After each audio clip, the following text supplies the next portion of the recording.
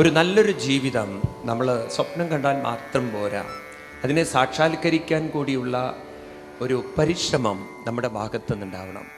അതാണ് ഉദ്യമേന സിദ്ധ്യന്തി എന്ന് പറയും സംസ്കൃതത്തിൽ. Everything can be achieved through നമ്മുടെ ഒരു പ്രോപ്പർ എഫേർട്ട്, നമ്മളതിനു വേണ്ടി പരിശ്രമിക്കുകയാണെങ്കിൽ. അപ്പോൾ ഇന്ന് നമുക്ക് നമ്മുടെ സമൂഹത്തിലെ പറ്റിയൊരു വീഴ്ച എന്താ വെച്ചാൽ, നമുക്ക് യഥാർത്ഥമായൊരു ജീവിതത്തെ ആരും നമുക്ക് കാണിച്ചു തരുന്നില്ല. നമ്മൾ കാണുന്ന ജീവിതമൊക്കെ എന്ന് പറയുന്നത് എന്തൊക്കെയോ നേടിയെടുക്കുന്നൊരു ജീവിതമാണ്, ഭൗതികമായൊരു വീക്ഷണത്തിൻ്റെ ജീവിതമാണ്. എന്നാൽ ഭൗതികത വേണ്ട എന്നാണോ? അതല്ല, ഭൗതികതയ്ക്കൊപ്പം മാനസികമായൊരു വികാസം കൂടി ഉണ്ടെങ്കിലേ പ്രതിസന്ധികളെ തരണം ചെയ്യാനും അതേപോലെ നമ്മൾ ചെയ്യുന്ന കാര്യങ്ങളിലൊക്കെ മനസ്സർപ്പിച്ചുകൊണ്ട് ലയിപ്പിച്ചുകൊണ്ട് അത് ആസ്വദിക്കുവാനും അതേപോലെ നമ്മളെക്കൊണ്ട് മറ്റുള്ളവർക്ക് ഒരു പ്രയോജനകരമായൊരു ജീവിതം നമുക്ക് നയിച്ച് സ്നേഹവും ആദരവും കൈവരിക്കാൻ സാധിക്കുകയുള്ളൂ. അപ്പോൾ ഈ ജീവിതത്തിന് അനുസരിച്ച് മനസ്സിനെ കൂടി കൊണ്ടുപോകുന്നൊരു വിദ്യ നമ്മുടെ ഋഷീശ്വരന്മാർ നമുക്ക് കാണിച്ചു തരികയാണ്. അത് നമ്മൾ കൊണ്ടുപോയിട്ടില്ലെങ്കിൽ എന്തുണ്ടാവും? നാം ഏതിൻ്റെ കൂടെയൊക്കെ ജീവിക്കുന്നോ, ആരുടെ കൂടെയൊക്കെ ജീവിക്കുന്നോ, അവർ നമ്മളിൽ നിന്നും അകന്നു പോയി കഴിഞ്ഞാൽ അതോടുകൂടി നമ്മൾ മാനസികമായി തളരുന്നു. അപ്പം മനസ്സിനെ ഉയർത്താതെ പോയാൽ അതൊരു നഷ്ടമായിരിക്കും. അതാണ് ഭഗവത്ഗീതയിലെ കൃഷ്ണൻ അർജുനനോട് പറയുന്നത്, അർജുന, നീ നിന്നെ ഉയർത്തിയിട്ടില്ലെങ്കിൽ ആത്മൈവ ആത്മനോ രിപു, നിന്റെ ശത്രു നീ തന്നെയായിരിക്കും. നീ കുറ്റവും കുറവൊന്നും പറഞ്ഞിട്ട് കാര്യമില്ല. കാരണം ആളുകൾക്ക്, സമൂഹത്തിന് എപ്പോഴും ആന്തരിക വീക്ഷണമില്ല, ഒരു ബാഹ്യമായ വീക്ഷണമേ ഉള്ളൂ ജീവിതത്തിൽ.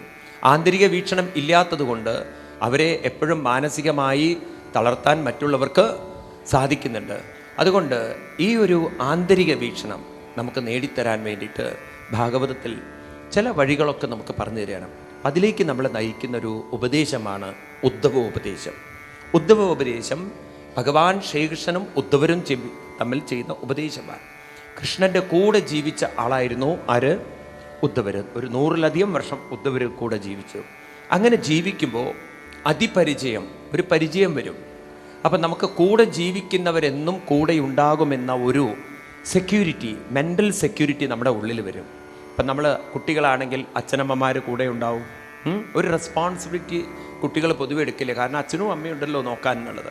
ഇതുപോലെ ഭാര്യ വിചാരിക്കും കൂടെ ഭർത്താവുണ്ടല്ലോ, ഭർത്താവ് വിചാരിക്കും കൂടെ ഭാര്യയും മക്കളും ഉണ്ടല്ലോ. അങ്ങനെ ഒരു അടുപ്പം കൊണ്ട് സന്നികർഷം എന്ന് പറഞ്ഞാൽ അടുപ്പം കൊണ്ട് എന്തു തോന്നും? മറ്റൊന്ന് കൂടെ ഉണ്ടല്ലോ എന്നുള്ള ഒരു ധാരണ വരും. ഇത് തന്നെയാണ് ഉദ്ധവർക്കും സംഭവിച്ചത്. കൃഷ്ണൻ്റെ കൂടെ ജീവിക്കുമ്പോൾ കൃഷ്ണനെന്നും കൂടെയുണ്ടല്ലോ, പിന്നെ ഞാൻ എന്തിനാ ടെൻഷൻ എടുക്കുന്നത് എന്നുള്ളൊരു തോന്നൽ. ഇപ്പം ചില സ്ത്രീകൾക്കൊക്കെ അങ്ങനെ ഒരു അനുഭവം ഉണ്ടാവും. എന്തെങ്കിലും കാരണവശാൽ ഭർത്താവ് നേരത്തെ മരിച്ചു പോയിട്ടുണ്ടെങ്കിൽ പലപ്പോഴും അവർ പല കാര്യങ്ങളിലും ഇടപെട്ട് ജീവിച്ചിട്ടുണ്ടാവില്ല. ബാങ്ക്, അതുപോലെ തന്നെ മറ്റുള്ള ഗവൺമെൻറ് ഡിപ്പാർട്ട്മെൻറ്റിലൊന്നും പുറത്തു പോവാതെ ജീവിച്ചിട്ടുണ്ടാവും. പെട്ടെന്നൊരു ഷോക്കിൽ ഒരു ജീവിതമാകെ മാറുമ്പോൾ പിന്നെ സമൂഹത്തെ അഭിമുഖീകരിക്കാൻ വളരെ പ്രയാസവുമാണ്. അവരെ വളരെയധികം ചൂഷണം ചെയ്യപ്പെടുന്നു, പലരും അവരെ എക്സ്പ്ലോയിറ്റ് ചെയ്യുന്നു. അപ്പം ഇത്തരത്തിലുള്ള അപകടങ്ങളൊക്കെ ഉണ്ടാവാതിരിക്കണമെങ്കിൽ എനിക്ക് തോന്നുന്നു, നമ്മൾ പറയാറില്ലേ, സെൽഫ് സഫിഷ്യൻസി, സ്വയം പര്യാപ്തത. വാസ്തവത്തിൽ ഭാഗവതം ഒരു സ്വയം പര്യാപ്തതയുടെ ഗ്രന്ഥമാണ്. നോക്കൂ, ആ കാലഘട്ടത്തിൽ ചിന്തിച്ചിരിക്കുന്നു, നിങ്ങൾ മറ്റൊരാളെ ഡിപ്പെൻഡ് ചെയ്യുന്നതിന് പകരം യഥാർത്ഥത്തിൽ നിങ്ങൾ ആരെ ഡിപ്പെൻഡ് ചെയ്യണം, ആരെയാണ് നിങ്ങൾ ആശ്രയിക്കേണ്ടത്. ഇവിടെയാണ് നമുക്ക് ഭാഗവതം ഒരു സ്പിരിച്വൽ ഒരു വിഷൻ നമുക്ക് കാണിച്ചു തരുന്നത്. യഥാർത്ഥത്തിൽ ആരെ ഡിപ്പെൻഡ് ചെയ്യണം? ഉദ്ധവർ പാവം ഡിപ്പെൻഡ് ചെയ്തു ആരെ? കൃഷ്ണനെ ഡിപ്പെൻഡ് ചെയ്തു. കൃഷ്ണൻ കൂടെ ഉണ്ടല്ലോ. ഇപ്പം നമ്മളും അങ്ങനെ കരുതുന്നത്, അമ്പലത്തിലെ ദൈവം ഉണ്ടല്ലോ, ഗുരുവായൂരിലെ ഗുരുവായൂരപ്പുണ്ടല്ലോ, അല്ലെങ്കിൽ ചോറ്റാനിക്കര ദേവി ഉണ്ടല്ലോ, അല്ലെങ്കിൽ മണപ്പുള്ളിക്കാവിൽ അമ്മയുണ്ടല്ലോ, അല്ലെങ്കിൽ വടക്കന്തറ ദേവി ഉണ്ടല്ലോ, അല്ലെങ്കിൽ കൽപ്പാത്തി ശിവനുണ്ടല്ലോ. ഇതൊക്കെ നമ്മൾ കരുതി ജീവിച്ചു കഴിഞ്ഞാൽ അവരൊക്കെ നമ്മുടെ കൂടെ ഉണ്ട് എന്ന് കരുതി നമ്മൾ ജീവിക്കുമ്പോൾ ഉദ്ധവർക്ക് പറ്റിയ അതേ വീഴ്ച നമുക്കും പറ്റും. ഭഗവാൻ ഒരു ദിവസം കൊട്ടാരത്തിൽ നിന്ന് ഇറങ്ങിപ്പോകുമ്പോഴാണ്, കൃഷ്ണൻ ഉദ്ധവരോട് പോലും യാത്ര പറയാതെ പോകുമ്പോഴാണ് ഉദ്ധവരെ പുറകിൽ ചെല്ലുന്നതും കാൽക്കൽ വീണുകൊണ്ട് കരഞ്ഞുകൊണ്ട് പറയുന്നത്, നാഹം ദവാംഗ്രി കമലം ചനാർദ്ദമവിക്കേശവ തിക്തും സംസകേ, അങ്ങേ വിട്ടുപിരിഞ്ഞിരിക്കാൻ എനിക്കൊരു നിമിഷം പോലും സാധ്യമല്ല. എന്നെ വിട്ടുപിരിയാൻ പാടുമോ കൃഷ്ണ? എന്നെ പിരിഞ്ഞു പോകാൻ പാടുമോ? മരിച്ച വീട്ടിലൊക്കെ പോയി നോക്കൂ നിങ്ങൾ. ആളുകൾ അങ്ങനെയല്ലേ കരയാ? എന്താ പറയുക, പോയല്ലോ എൻ്റെ ആൾ പോയല്ലോ, ഇനി എനിക്ക് ആരുമില്ലല്ലോ, എന്നെ നോക്കാൻ ഇനി ആരെങ്കിലും ഉണ്ടോ? ഇല്ല. അപ്പോൾ ഇനി ആരുമില്ല എന്നർത്ഥം. അപ്പോൾ പോയി കഴിഞ്ഞാൽ നമ്മൾ മാനസികമായി തളരുന്നു. ഉദ്ധവരും അതേപോലെ തളർന്നപ്പോൾ ഭഗവാൻ ഉദ്ധവർക്ക് കൊടുക്കുന്ന ജ്ഞാനോപദേശമാണ് ഉദ്ധവ ഉപദേശം. അവിടെ ആദ്യം പറയുന്നത്, ശ്രദ്ധിക്കണേ വാക്ക്, ആത്മനോ. ഇതൊക്കെ എഴുതി വെക്കണേ നിങ്ങൾ. ആത്മനോ ആത്മൈവ ഗുരു എന്നാണ് കൃഷ്ണൻ കൊടുക്കുന്ന ആദ്യത്തെ ഉപദേശം. ഉദ്ധവരെ, എന്തിനാ ഇങ്ങനെ ഒരു വാക്ക് നിങ്ങൾ എഴുതി വെക്കുന്നത് ചോദിച്ചു കഴിഞ്ഞാൽ വെറുതെ എഴുതി വെക്കാനല്ല. ഭഗവാൻ കൃഷ്ണൻ പറയുന്ന ഒരു ഗംഭീരമായ തത്വം ഇതാണ്. ആത്മനോ, പറയൂ, ആത്മൈവ ഗുരു. ആത്മനോ ആത്മൈവ ഗുരു യത് പ്രത്യക്ഷാനുമാനാഭ്യം ശ്രേയോസോ അനുവിന്ദതേ. ഉദ്ധവരെ, ഇത് മനസ്സിലാക്കൂ, അല്ലെങ്കിൽ അങ്ങക്ക് ജീവിതത്തിൽ ഇനിയും ദുഃഖിക്കേണ്ടി വരും. ആത്മനോ ആത്മൈവ ഗുരു, ഇതാണ് ഭഗവാന്റെ ഒരു വലിയൊരു സന്ദേശം പറയുന്നത്.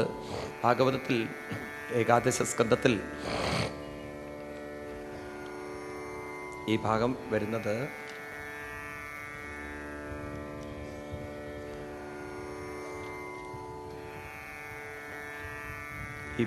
വരുന്നത് എവിടെയാണ്? 20ാമത്തെ ശ്ലോകത്തിൽ, 7ാമത്തെ അധ്യായത്തിൽ 20ാമത്തെ ശ്ലോകത്തിൽ, ആത്മനോ ഗുരുരാത്മൈവ പുരുഷസ്യ വിശേഷതാം യത് പ്രത്യക്ഷാനുമാനാഭ്യം ശ്രേയോസോ അനുവിന്ദതേ. എന്നിട്ട് പറയണോ, പുരുഷത്വേച്ഛമം ധീരാ സാഖ്യയോഗ വിശാരദാം വിസ്തരം പ്രപശ്യന്തി സർവശക്തിയോ പ്രപങ്കിതം. ഉദ്ധവരെ, ആത്മനോ ആത്മൈവ ഗുരു എന്ന് പറഞ്ഞാൽ അർത്ഥാവോ? എത്ര പേർക്ക് അർത്ഥാവും? എത്ര പേർക്ക് മനസ്സിലാവും? കുറേ പേർക്ക് മനസ്സിലാവില്ല. എത്ര പേർക്ക് മനസ്സിലാവില്ല? കുറേ പേർക്ക് മനസ്സിലായില്ല. എന്താ ഈ പറഞ്ഞത്? ആത്മനോ ആത്മൈവ ഗുരു എന്ന് പറഞ്ഞാൽ അവനവന് മാത്രമേ അവനവനെ ഉയർത്താനും അവനവന് മാത്രമേ അവനവനെ. ഇപ്പം നമ്മളൊക്കെ ശ്രദ്ധിക്കൂ, നമ്മളൊന്നും കാലത്തിൻ്റെ സന്തതികളല്ല. കാലം മീൻസ് അനുഭവങ്ങൾ. അനുഭവങ്ങളുടെ സന്തതികൾ അല്ല നിങ്ങൾ. അനുഭവങ്ങളുടെ സന്തതി എന്ന് പറഞ്ഞാൽ അനുഭവം നിശ്ചയിക്കുന്ന പോലെ നിങ്ങളുടെ മാനസികാവസ്ഥ തളർത്താൻ ഒരു അനുഭവത്തിനും ശക്തിയില്ല. അപ്പം പലരും പല അനുഭവങ്ങളിൽ തളർന്നു പോകുന്നതിന് കാരണം അവരുടെ ശ്രദ്ധ മുഴുവൻ അത്തരത്തിലുള്ള അനുഭവങ്ങളിലേക്ക് മനസ്സിലാവില്ലേ ഞാൻ പറയുന്നത്? ചില അനുഭവങ്ങളിൽ പലരും തളർന്നു പോകുന്നതിന് കാരണം അത്തരത്തിലുള്ള അനുഭവത്തിലേക്ക് അവരുടെ ശ്രദ്ധയെ കൊണ്ടുപോകണം, അതിലേക്ക് ആകർഷിക്കണം, അതിലേക്ക് നയിക്കണം. എന്നാൽ നിങ്ങളുടെ മനസ്സിനെ നിങ്ങൾ അത്തരത്തിലുള്ള അനുഭവത്തിലേക്ക് തിരിച്ചുവിടുന്നില്ല എങ്കിൽ ആ അനുഭവങ്ങൾക്ക് നിങ്ങളെ തളർത്താൻ സാധ്യമല്ല. ചെറിയൊരു കുട്ടി ഒരു ബീബൽസ സിനിമ കാണുന്നതും ഒരു മുതിർന്ന ഒരാൾ ബീബൽസ സിനിമ കാണുന്നതും വ്യത്യാസമുണ്ട്. ഒരു ഭീകരമായൊരു സിനിമ കാണുമ്പോൾ ചില ആളുകൾ മുതിർന്നാലും നന്നാവാൻ പോകുന്നില്ല. കാരണം ഒരു സിനിമ കാണാൻ പോയി ഭാര്യയുടെ കൂടെ. അപ്പം ഭാര്യ ഭാഗവതമൊക്കെ കേട്ട് നല്ലവണ്ണം പാലക്കാട് സപ്താഹങ്ങളൊക്കെ കേട്ട് വളരെ മാനസികമായി ഉയർന്നതാണ്. അങ്ങനെ പോയ സിനിമയുടെ പേര് ജുറാസിക് പാർക്ക്. കാരണം അവർ കാണാൻ പോയൊരു ഫിലിം. എത്ര പേര് കണ്ടിട്ടുണ്ട് ആ ഫിലിം? ഓ, ധാരാളം പേര്. നിങ്ങൾ കാണേണ്ട ഒരു ഫിലിമുണ്ട് എല്ലാവരും. ഓ മൈ ഗോഡ്, പുതിയ ഒരു ഹിന്ദി ഫിലിം, നല്ല ഫിലിമാണ്, കുട്ടികൾക്കൊക്കെ കാണിച്ചു കൊടുക്കേണ്ട ഫിലിമാണ്. ഓ മൈ ഗോഡ്, ഹിന്ദി ഫിലിമാണ്. എനിക്ക് തോന്നുന്നത് അത് മലയാളത്തിലേക്ക് റീപ്രൊഡ്യൂസ് ചെയ്യാൻ സാധ്യതയുണ്ട്. പക്ഷെ അത് ഹിന്ദി തന്നെ കാണണം, ഗംഭീരമായിട്ട്. ഈ ഭഗവത്ഗീതയെ ബേസ് ചെയ്തിട്ടുണ്ടാക്കിയൊരു ഫിലിമാണത്. ഓ മൈ ഗോഡ്, നല്ലൊരു ഫിലിമായിട്ട് എനിക്ക് തോന്നിയിട്ടുണ്ട്. അപ്പോൾ ഞാനത് ഫിലിം തിയേറ്ററിലൊന്നും പോയി കണ്ടതല്ലേ. ഇത്തരം ഫിലിമൊക്കെ വന്നാൽ എനിക്ക് ഓരോരുത്തർ കാണിച്ചു തരുന്നത്. അതിൻ്റെ CD കിട്ടുമല്ലോ ഇപ്പം, കാണാൻ എന്താ പ്രയാസമുള്ളത്. അതുപോലെ ഇംഗ്ലീഷിൽ അമേരിക്കക്കാർ ഗീതയെ ആസ്പദമാക്കിയിട്ടൊരു മൂവി ഇറക്കി. അതും ഗംഭീര സൂപ്പർ മൂവിയാണ്. അമേരിക്കൻ മൂവിയാണത്. എന്താ പറയുക, ദ വാരിയർ എന്ന് പറഞ്ഞിട്ടൊരു ഫിലിമുണ്ട് ഇംഗ്ലീഷിൽ. ഗീതയെ ബേസ് ചെയ്തിട്ടാണ് ഇതൊക്കെ ഉണ്ടാക്കിയിരിക്കുന്നത്. ഇന്ന് നോക്കൂ അപ്പോൾ ഗീതയുടെ പ്രസക്തി എന്താണെന്നുള്ളത്. അപ്പോൾ അത്ര ഗംഭീരമാണ് ഈ നമ്മുടെ ഭാരതീയ സംസ്കാരത്തിൻ്റെ ആ മഹത്വം കാണിച്ചു തരാൻ വേണ്ടിയിട്ട് പറഞ്ഞെന്ന് മാത്രം. അപ്പോൾ പറഞ്ഞ പോലെ ഇവർ രണ്ടുപേരും ഏത് മൂവിക്കാണ് പോയത്? ജുറാസിക് പാർക്ക് ഫിലിം കാണാം. അപ്പം അതില്ല എന്താണ്, ദിനോസർ ഇങ്ങനെ ഇറങ്ങി വരുന്ന സമയത്ത് കാരണം ഒരു പതുക്കെ എണീറ്റു ഓടുന്നു. ഭാര്യ ചോദിച്ചു എന്തിനാ എണീക്കണത് എന്ന്. പറഞ്ഞു അത് എൻ്റെ നേരെയാണ് വരുന്നത് തോന്നണമെന്ന്. പറഞ്ഞു എൻ്റെ പൊട്ടൻ ഭർത്താവേ, അത് ഫിലിമാണത്. ആ സാധനം ഇങ്ങോട്ട് വരുന്ന പ്രശ്നമില്ല. അത് തിയേറ്ററിലല്ലേ നമ്മളിരിക്കുന്നത്. നിങ്ങളെന്താ കരുതിയത്? അപ്പം ഇത് കേട്ടപ്പോൾ കാരണവർ പറയാ, എടീ തങ്കം, അത് നിനക്കും എനിക്കും അറിയാം, അതിനറിയില്ല ആണ്. മനസ്സിലായില്ലേ? ഈ രീതിയിൽ പടം കാണാൻ പോകുന്നവരെ അത് സ്വാധീനിച്ചു എന്ന് വരും. അപ്പോൾ നമ്മളൊരു ഫിലിം കാണുന്ന സമയത്ത് ഒരു കുട്ടി കാണുമ്പോൾ, കുട്ടി വല്ല ഹൊറർ സീനും വന്നാൽ കണ്ടടയ്ക്കും. ഒരു മുതിർന്ന ആളെ ചെയ്യോ? കാരണം നമുക്കറിയാം അത് വെറും ഒരു അഭിനയം മാത്രമാണെന്ന് ആണോ? അപ്പം അതേപോലെ നിങ്ങൾ ഏത് അനുഭവത്തിൽ ഇൻവോൾവ് ചെയ്യുന്നോ ആ അനുഭവം നിങ്ങളെ സ്വാധീനിക്കും. അപ്പം നിങ്ങളുടെ മനസ്സിൻ്റെ ആകർഷണം അതിലേക്ക് പോകുന്നുണ്ട്. അപ്പം അതുകൊണ്ട് ഭഗവാൻ പറയണു, മനുഷ്യ മനസ്സിൻ്റെ കഴിവെന്താണെന്ന് വെച്ചാൽ അതിന് ആകർഷിക്കാനും വികർഷിക്കാനുമുള്ള ഒരു കഴിവുണ്ട്. ഇത് എഴുതി വെക്കണേ നിങ്ങൾ. ഈ വികർഷണ പവറാണ് നമുക്ക് നഷ്ടപ്പെടുത്തുന്നത്. നമ്മൾ every object has got a power to attract and distract. It's a nature. നമ്മുടെ ശരീരത്തിൽ നമ്മൾ ഭക്ഷണം കഴിക്കുന്നു, അത് മലമൂത്രങ്ങളാവുന്നു, അത് നമ്മൾ വിസർജിച്ച് കളയുന്നു, അതിനെ നമ്മൾ കളയുന്നുണ്ട് നമ്മുടെ ശരീരത്തിൽ നിന്ന്. ഉണ്ടോ? ഏതൊരു വസ്തുവിനും ഒരു പന്ത് നമ്മൾ ചുമരിലേക്ക് എറിഞ്ഞു കഴിഞ്ഞാൽ അത് അവിടെ ചെന്ന് ഹിറ്റ് ചെയ്ത് കഴിഞ്ഞാൽ തിരിച്ചത് പുറകോട്ട് ബമ്പ് ചെയ്യുന്ന പോലെ നമ്മുടെ മനുഷ്യ മനസ്സിൻ്റെ ഒരു കഴിവാണ് ആകർഷിക്കുക എന്ന് മാത്രമുള്ള കഴിവല്ല, വികർഷിക്കുക എന്നുള്ള കഴിവ്. പക്ഷേ ഈ വികർഷണം ഉണ്ട് പലർക്കും. എപ്പോഴാണെന്നറിയോ? ജീവിതത്തിൽ തന്നെ നോക്കൂ നിങ്ങൾ, എപ്പോഴാണ് നമുക്ക് വികർഷണം വരുന്നത് ചോദിച്ചു കഴിഞ്ഞാൽ നമ്മുടെ മാനസികാവസ്ഥയ്ക്ക് അനുസരിച്ചല്ല വേറൊരാൾ നമ്മളോട് പെരുമാറുന്നത്, അല്ലെങ്കിൽ നമ്മൾ പ്രതീക്ഷിച്ച പോലെ നമ്മൾ മറ്റൊരാൾ നമ്മളെ സ്നേഹിക്കുന്നില്ല, ഉൾക്കൊള്ളുന്നില്ലെങ്കിൽ ക്രമേണ നമ്മൾ അവരിൽ നിന്നും വികർഷിക്കാൻ തുടങ്ങും. ഈ കുടുംബ ബന്ധങ്ങളിലൊക്കെ നിങ്ങൾക്കത് കാണാൻ സാധിക്കും. പക്ഷെ അങ്ങനെ വികർഷിക്കുമ്പോഴും അതൊരു മെച്വേർഡ് വികർഷണമല്ല, ഒരു പ്രതിഷേധത്തിൻ്റെ വികർഷണം. അപ്പം അതുകൊണ്ട് എന്തുണ്ട്, അവരാ വികർഷിക്കുമ്പോഴും ആ കുറ്റബോധം, തന്നെ ചതിച്ചു, വഞ്ചിച്ചു, വേദനിപ്പിച്ചു, തന്നെ അങ്ങനെയാക്കി ഇങ്ങനെയാക്കി എന്നുള്ളതിൻ്റെ ഒരു പ്രതിഷേധം അവരുടെ ഉള്ളിൽ ഉണ്ടാവും. അവർക്ക് ഉറങ്ങാൻ കിടന്നാൽ ഉറക്കം വരില്ല, ഈ പ്രതിഷേധവുമായിട്ട് അവർ കിടക്കും. ഭഗവാൻ നമ്മളെ പഠിപ്പിക്കുന്നത് ഒരു മെച്വേർഡ് വികർഷണമാണ്. ഒരു മെച്വേർഡ് വികർഷണം എന്ന് പറഞ്ഞാൽ മനസ്സിൽ ഒരു കുറ്റബോധവുമില്ലാത്ത, മനസ്സിൽ ഒരു വിഷമവുമില്ലാത്ത, മനസ്സിൽ ഒരു തരത്തിലും അസ്വസ്ഥതകളില്ലാത്ത ഒരു വികർഷണം.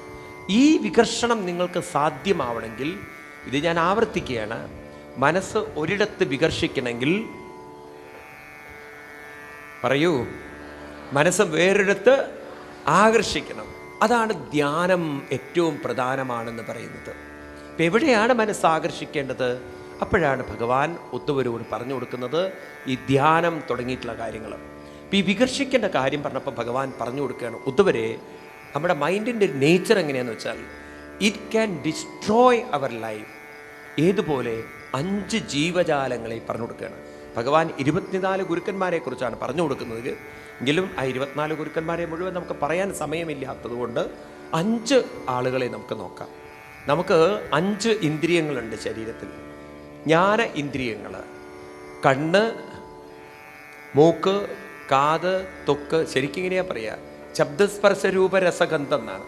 ഇപ്പം ശബ്ദം കേൾക്കാൻ കാതുണ്ട്, സ്പർശമറിയാൻ ത്വക്കുണ്ട്, രൂപമറിയാൻ കണ്ണുണ്ട്, ടേസ്റ്റ് അറിയാൻ നാവ്, വാസനകളറിയാൻ. ഈ 5 ഇന്ദ്രിയങ്ങളിലും നശിച്ചു പോകുന്ന 5 ജീവജാലങ്ങൾ. അതാരൊക്കെയാണ്? ഒന്നാമത്തത് ശബ്ദത്തിൽ നശിച്ചു പോകുന്നൊരു ജീവിയാണത്രേ കസ്തൂരിമാൻ. കസ്തൂരി എന്ന ഏറ്റവും വിലപിടിപ്പുള്ളൊരു സാധനം ചുമന്നുകൊണ്ട് നടക്കുന്ന മാനാണ് കസ്തൂരിമാൻ. അപ്പം ഈ ഒരു മാനിനൊരു ദൗർബല്യമുണ്ട്. എന്താണ് ദൗർബല്യം? അത് പാട്ട് കേട്ടാൽ അത് കേട്ടങ്ങനെ ലയിച്ചിരുന്നു പോകും, അതവിടെ നിന്നു പോകും. അപ്പം പാട്ട് കേൾക്കുമ്പോൾ നിന്നു പോകുമ്പോൾ പാട്ടിലാക്കാൻ എളുപ്പം സാധിക്കും അതിന്. അങ്ങനെ അത് വീണു പോകും. അങ്ങനെയാണ് പലരും കസ്തൂരിമാനിനെ പോലെ ആരെങ്കിലും 2 പ്രാവശ്യം SMS അടിച്ചു കഴിഞ്ഞാൽ ഐ ലവ് യു, അത് വീണുപോയി ആ മാൻ. ഒരു ദിവസം മാൻ ഉണ്ടാവും എവിടെയോ പെട്ടുപോയിരിക്കുന്നു. നോക്കൂ നിങ്ങൾ, ചെറിയ ചെറിയ വാക്കുകളിലാണ് ആളുകൾ, കുട്ടികളൊക്കെ വീണു പോകുന്നത് ആണോ? അച്ഛനും അമ്മയും എത്ര സ്നേഹിച്ചാലും അവർക്ക് വേണ്ട. അവർക്ക് പുറമേ വല്ലവരും ഐ ലവ് യു എന്ന് പറഞ്ഞാൽ ലവ് ആയി കഴിഞ്ഞു. എത്ര അച്ഛനമ്മമാരാ ദുഃഖം അനുഭവിക്കുന്നത് മക്കളുടെ പ്രേമം കാരണം. എന്നാൽ ഈ പ്രേമങ്ങളൊക്കെയോ അത് റോക്കറ്റ് വിടുന്ന പോലെ ഒരു സ്പീഡിൽ അങ്ങോട്ട് പോകും, ഒരു സ്പീഡിൽ ഇങ്ങോട്ടും വരും. അത് പോയതിനേക്കാളും വേഗതയിലാണ് തിരിച്ചു വരുന്നത്. നോക്കൂ, നിങ്ങൾ പത്രത്തിൽ ദിവസവും കാണുന്ന സ്ത്രീ പീഡനം, മറ്റേ പീഡനം, ഇതാണ് കാരണം. ഒരു മെച്യൂർഡ് മൈൻഡല്ല, ഒരു ഇമ്മെച്യൂർഡ് മൈൻഡാണ്. ഈ സ്ത്രീ പീഡനം എന്നൊക്കെ നിങ്ങൾ വായിക്കുമ്പോഴല്ലോ ഒരു കാര്യം നിങ്ങൾ മനസ്സിലാക്കണം. ഒരു മെച്യൂർഡ് മൈൻഡിനെ പീഡിപ്പിക്കാൻ ഒരാൾക്കും സാധ്യമല്ല. കുറേയൊക്കെ ഒരാളെ പീഡിപ്പിക്കാൻ സാധിക്കുന്നെങ്കിൽ അവർ ദുർബലരായതുകൊണ്ട് മാത്രമാണ്. അപ്പം നിങ്ങൾ ആ ഒരു കുട്ടികൾക്കൊക്കെ ഉണ്ടല്ലോ, ആ കുട്ടിക്കാലത്തെ ധ്യാന സംസ്കാരമൊക്കെ ഉണ്ടാക്കി കൊടുത്തില്ലെങ്കിൽ അറിയില്ല ഏതാണ് ശരിയായിട്ടുള്ള സ്നേഹം, ഏതാണ് ശരിയല്ലാത്ത സ്നേഹം. വാക്കുകളൊക്കെ സ്നേഹമായി കാണുമ്പോഴാണ് കുറേ കുട്ടികളൊക്കെ വീണുപോയി. അടുത്ത കാലത്ത് കേരളത്തിൽ വലിയൊരു തീവ്രമായൊരിതായിരുന്നു ലവ് ജിഹാദ് എന്നൊക്കെ കേട്ടില്ലേ നിങ്ങൾ? വലിയൊരു വിഷയമായിരുന്നു, ചർച്ച ചെയ്തിരുന്ന കാര്യമാണ്. അതൊക്കെ വലിയൊരു എന്താ പറയുക, നമ്മുടെ കുട്ടികൾ, എത്രയോ കുട്ടികൾ അതിലൊക്കെ വീണു പോയിട്ട്. ഞാനൊരിക്കൽ കേരളത്തിൽ വന്ന സമയത്ത് ഒരമ്മ മകളെയും കൊണ്ടുവന്നു. അപ്പം അവൾക്ക് പ്രേമം ഒരു മുസ്ലിം പയ്യനായിട്ട്. അപ്പോൾ എന്നോട് പറഞ്ഞു, സ്വാമിജി ഒന്ന് അവൾക്ക് പറഞ്ഞ് മനസ്സിലാക്കി കൊടുക്കൂ. ഞാൻ എത്ര പറഞ്ഞിട്ട് മനസ്സിലാവില്ല. ഞാൻ അവളോട് പറഞ്ഞു, നീ മുസ്ലിം പയ്യനെ പ്രേമിക്കുന്നുണ്ടോ? അവൻ പറഞ്ഞു, പ്രേമിക്കട്ടെ സ്വാമി. ഞാൻ പറഞ്ഞു, വളരെ നന്നായി, കൺഗ്രാജുലേഷൻ. ഈ അമ്മ ഒരിക്കലും പ്രതീക്ഷിച്ചില്ല അത് ഞാൻ കൺഗ്രാജുലേഷൻ പറയും. അപ്പോൾ അവൾക്ക് തോന്നി, ഈ സ്വാമി കുഴപ്പമില്ലല്ലോ, സാധാരണ നമ്മളൊക്കെ കുറ്റം പറയുന്നവരായിട്ടില്ലേക്കാണ്. അപ്പോൾ അവൾ പറഞ്ഞു, ഇത് പറഞ്ഞ് മനസ്സിലാക്കി കൊടുക്കൂ സ്വാമി, എൻ്റെ അമ്മയ്ക്കും അച്ഛനും ഒരു മുസ്ലിമായെന്ന് വെച്ചിട്ട് ഇപ്പം എന്താ ഒരു കുഴപ്പമില്ല. ഞാൻ പറഞ്ഞു, ഒരു കുഴപ്പമില്ല, ഒരു തെറ്റുമില്ല അതിൽ. പക്ഷേ നീ മുഴുവൻ മനസ്സിലാക്കിയിട്ട് പ്രേമിക്കൂ എന്ന് പറഞ്ഞു. മുസ്ലിങ്ങൾക്ക് പ്രേമിക്കുന്ന തെറ്റൊന്നുമില്ല. പക്ഷേ അവരെ സംബന്ധിച്ച് ഒരു പെണ്ണിനെ മടുത്തു കഴിഞ്ഞാൽ വേറൊരു പെണ്ണിനെ കെട്ടാൻ അവരുടെ മതം അവരെ അനുവദിക്കേണ്ട. 3 പ്രാവശ്യം തലാഖ് തലാഖ് തലാഖ് എന്ന് പറഞ്ഞു കഴിഞ്ഞാൽ എൻ്റെ കുട്ടി നീ റോട്ടിലാണ്.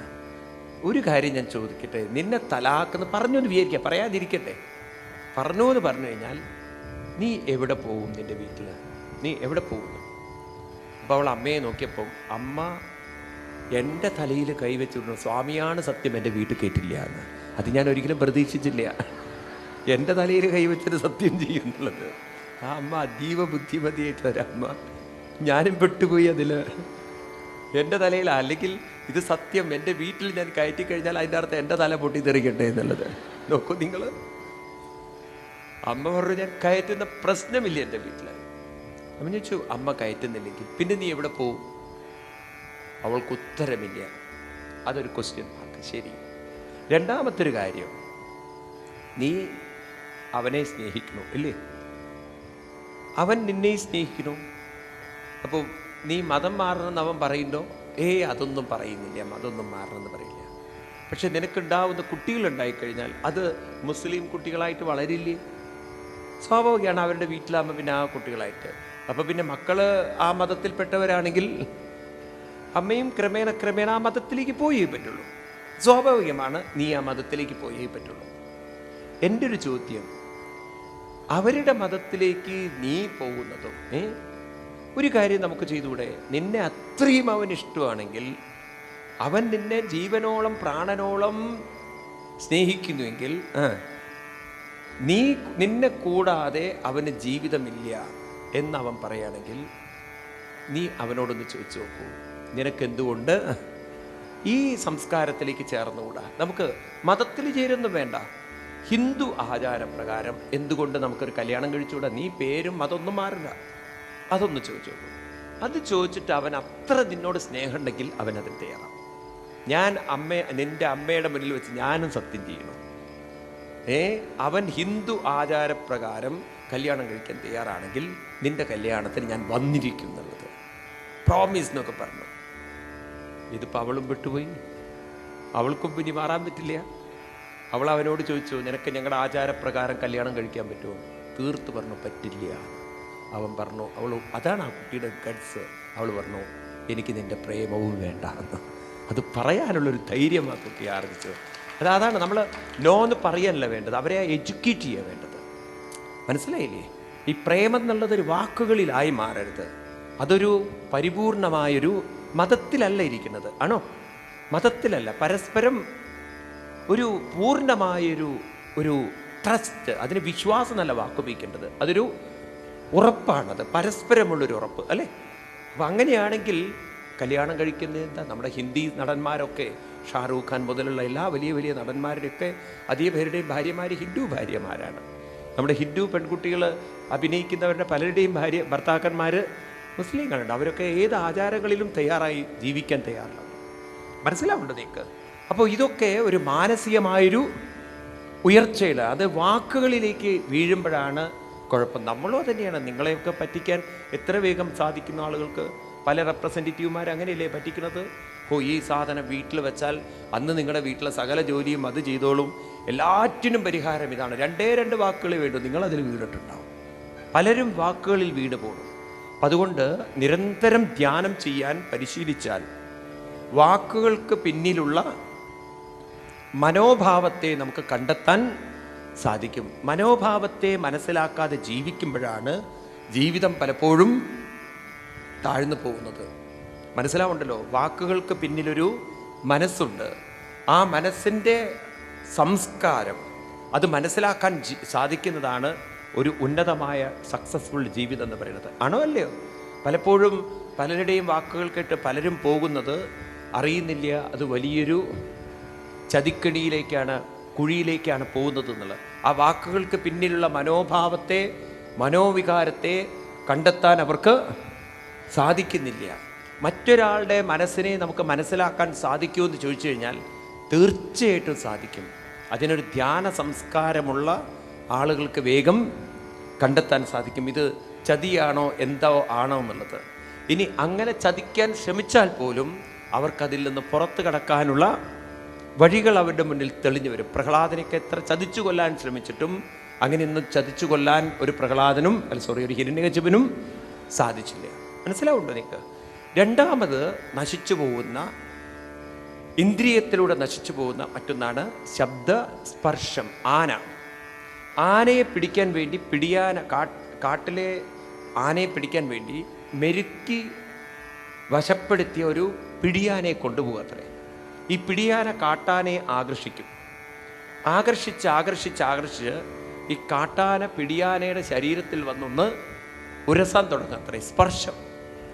ഈ ഉരസുന്നതിൻ്റെ ഇടയിൽ പിടിയാന പതുക്കെ മാറി കാട്ടാന അറിയില്ല, പിടിയാന നിൽക്കുന്നതിൻ്റെ തൊട്ടടുത്ത് വലിയൊരു കുഴിയുണ്ടെന്നും അത് മറച്ചു വെച്ചിരിക്കുകയാണെന്നും പിടും എന്ന് പറഞ്ഞതിൽ വീണ് ആ പിടിയാന തന്നെ ഇരുമ്പ് ചങ്ങലയെടുത്ത് അതിൻ്റെ മസ്തകത്തിൽ അടിച്ചതിനെ തളർത്തി കാലിലേക്ക് ഇരുമ്പ് ചങ്ങലയിട്ട് അതിനെ വലിച്ച് എല്ലാം പിടിയാനയെ ചെയ്യുക. കാരണം കാട്ടാനയുടെ അടുത്തേക്ക് മനുഷ്യന് പോകാൻ പറ്റില്ല. പിടിയാന തന്നെ ചങ്ങലയിട്ട് അങ്ങനെ കുഴിയിൽ നിന്ന് അങ്ങോട്ട് വലിച്ചു കയറ്റി. അങ്ങനെ ജീവിതം അന്നു മുതൽ ബന്ധനം തന്നെ പാരിൽ. അതുപോലെ നമ്മുടെയൊക്കെ ജീവിതത്തിലുണ്ടല്ലോ പല സുഖങ്ങളും അതിൽ മാത്രം അങ്ങനെ ലയിച്ചിരിക്കുമ്പോൾ, ഇതൊക്കെ ഈ പിടിയാനയുടേതെന്ന് പറഞ്ഞാൽ, ഇപ്പോൾ നിങ്ങളൊക്കെ പിടിയാനയുടെ പിന്നാലെ പോകുന്നതെന്ന് പറഞ്ഞു കഴിഞ്ഞാൽ ഇന്നത്തെ പിടിയാനയാണ് മൊബൈൽ ഫോൺ, ഇന്നത്തെ പിടിയാനയാണ് ടി വി. ചാരി അങ്ങനെ നമ്മുടെ ജീവിതത്തിൻ്റെ നല്ലൊരു സമയം നമ്മൾ കളയുന്നത് നമ്മളാരും അറിയുന്നില്ല പറയാണ്. ജീവിതത്തിൽ വലിയൊരു സമ്പത്ത് സമയമാണ്. സമയത്തെ ഒരിക്കലും നമ്മൾ കളയാൻ പാടില്ല. കൃഷ്ണൻ പറയും, ഞാൻ പറഞ്ഞ ശ്ലോകമാണ്, ഒന്നുകൂടി ആവർത്തിക്കുകയാണ്. 6-ാമത്തെ അധ്യായത്തിൽ 18-ാമത് ശ്ലോകത്തിൽ പറയും, യുക്താഹാരവിഹാരസ്യ യുക്തചേഷ്ടസ്യ കർമ്മസു യുക്തസ്വപ്നാവബോധസ്യ യോഗോ ഭവതി ദുഃഖഃ. ഒരു ദുഃഖമില്ലാത്ത ജീവിതം എങ്ങനെ കിട്ടും? ആഹാരത്തിന് സമയം, വിഹാരത്തിന് സമയം, അതുപോലെ തന്നെ ഉറങ്ങാൻ സമയം. ഇതിനൊക്കെ സമയം ചെലവഴിക്കുന്ന നിങ്ങൾക്ക് അവബോധം അല്പം നേരം എന്തുകൊണ്ട് ധ്യാനിക്കാൻ സമയം ചെലവഴിച്ചുകൂടാന്നാണ് കൃഷ്ണൻ ചോദിക്കുന്നത്. അപ്പം ധ്യാനവും നമ്മുടെ ജീവിതത്തിൻ്റെ ഒരു ഭാഗമായി മാറണം. ദിവസവും നിങ്ങൾ 10 മിനിറ്റ്സ് അത്രയേ വേണ്ടൂ. ഞാൻ പറഞ്ഞില്ലേ നിങ്ങളോട്, ഭഗവത്ഗീതയുടെ ഒരു CD സംഘടിപ്പിക്കുക. ആ ഭഗവത്ഗീത ചെറിയ ശബ്ദത്തിൽ വെക്കുക, തല നിവർത്തി ചമ്രം പടിഞ്ഞ്, ഇനി അങ്ങനെ ഇരിക്കാൻ പറ്റിയില്ലെങ്കിൽ ചെയറിലിരുന്ന് കണ്ണുകളടച്ച് അല്പനേരം അത് ശ്രദ്ധിക്കുക. അങ്ങനെ ശ്രദ്ധിച്ച് 3 കാര്യം മനസ്സിൽ പറഞ്ഞ് പരിശീലിക്കണം. ഒന്ന്, മനസ്സിൽ പറയേണ്ടത് ശരീരവും മനസ്സും രണ്ടാണ്. രണ്ടാമത്തത് പറയണം, ശരീരം പഞ്ചഭൂതങ്ങളുടെ ഭാഗമാണ്, മനസ്സ് അനന്തമായ പരമാത്മശക്തിയുടെ ഭാഗമാണ്, കൂടെ എപ്പോഴും ഭഗവാൻ പരമാത്മരൂപത്തിൽ ഉണ്ട്. മൂന്നാമത്തത് ഇതിങ്ങനെ മനസ്സിൽ പറഞ്ഞൊരു ഓട്ടോ സജഷൻ, ഒരു ഓട്ടോ എന്താ പറയുക, ഒരു കൗൺസിലിംഗ് നമ്മളിങ്ങനെ കൊടുത്തുകൊണ്ടിരുന്നാൽ ക്രമേണ മനസ്സ് പറയും കൂടെ എപ്പോഴും ആരുണ്ട്, ഭഗവാനുണ്ട്. ഈ ഒരു ചിന്ത നമ്മുടെ ഉള്ളിൽ വരുമ്പോൾ പലപ്പോഴും നമ്മൾ തളരുന്ന ഘട്ടങ്ങളിലൊക്കെ ഈ കാര്യം നമ്മുടെ കൂടെ ഓർമ്മയിൽ വരും. അങ്ങനെയാണ് പൂന്താനത്തിനൊക്കെ പറയാൻ സാധിച്ചത്, ഉണ്ണികൃഷ്ണൻ മനസ്സിൽ കളിക്കുമ്പോൾ ഉണ്ണികൾ മറ്റു. അതൊരു സുപ്രഭാതം കൊണ്ട് പറയല്ല, അത് പരിശീലിപ്പിച്ചെടുത്തതാണ് അദ്ദേഹം. അതിങ്ങനെ പരിശീലിപ്പിച്ചെടുത്തു കഴിഞ്ഞാൽ നമുക്കും ഒരു മനോബലവും മനോധൈര്യവും വരും. എങ്കിൽ നിങ്ങളെ വീഴ്ത്താൻ ഒരു അനുഭവത്തിനും സാധ്യമല്ല. നിങ്ങൾ കുഴിയിൽ വീഴില്ല. ഇനി വീണാൽ പോലും നിങ്ങൾ അതിൽ നിന്നും ചാടി പുറത്തേക്ക് കിടക്കും. മനസ്സിലായില്ലേ? മൂന്നാമത്തതാണ് നമ്മൾ മനസ്സിലാക്കേണ്ടത്, ശബ്ദ സ്പർശ രൂപം. തീയിലേക്ക് ചാടുന്ന ഈയാമ്പാറ്റയെയാണ് ഇവിടെ പറയുന്നത്. തീ കാണുമ്പോൾ പാറ്റയ്ക്ക് തോന്നുകയാണ് അത് തിന്നാനോ കഴിക്കാനോ വിഴുങ്ങാനോ പറ്റുന്നൊരു സാധനമാണെന്ന്. പാവം ആ തീ കാണുമ്പോൾ അതിലേക്ക് ആകർഷിക്കുന്നു, ആ തീയിലേക്ക് ചെല്ലുന്നു, തീയുടെ ചൂടിൽ അതിൻ്റെ ചിറകുകൾ കരിയുന്നു, അവസാനം പാറ്റ തന്നെ ഇല്ലാതെ. ഇതേപോലെ നമ്മളൊക്കെ കണ്ട ഒരു ലോകം, ആളുകൾ കാണുന്ന ലോകം മാത്രമേ നിങ്ങൾ കാണുന്നുള്ളൂ എങ്കിൽ ഒരു പാറ്റയെപ്പോലെ നമ്മളും നശിക്കും. അതായത് ആളുകളുടെ മനസ്സ്, ആളുകൾ കാണുന്ന ലോകം, that mind is called social mind. നമ്മുടെ മൈൻഡ് ഉണ്ടല്ലോ, സോഷ്യലുമായിരിക്കണം, സ്പിരിച്വലുമായിരിക്കണം. സോഷ്യൽ മൈൻഡ് എന്ന് പറഞ്ഞാൽ ആളുകൾ എപ്പോഴും കാണുന്നത് നല്ലൊരു മൊബൈൽ ഫോൺ കയ്യിലുണ്ടെങ്കിൽ, നല്ലൊരു കമ്പ്യൂട്ടർ കയ്യിലുണ്ടെങ്കിൽ, നല്ലൊരു ജോലി കയ്യിലുണ്ടെങ്കിൽ, നല്ലൊരു ഭാര്യ കയ്യിലുണ്ടെങ്കിൽ, നല്ലൊരു വീട് കയ്യിലുണ്ടെങ്കിൽ, ഇതൊക്കെ നല്ലതുണ്ടെങ്കിൽ എൻ്റെ ജീവിതം സന്തോഷമാണെന്നുള്ളൊരു കാഴ്ചപ്പാടാണ് ലോകത്തിൻ്റെത്. അതാണ് ലോകം മുഴുവൻ അന്വേഷിക്കുന്നത്. പക്ഷേ അതിൻ്റെ കൂടെ നാം ഏതുകൂടെ വളർത്തണം? ഒരു സ്പിരിച്വൽ മൈൻഡ് വളർത്തണം. അതെന്താണ് സ്പിരിച്വൽ മൈൻഡ്?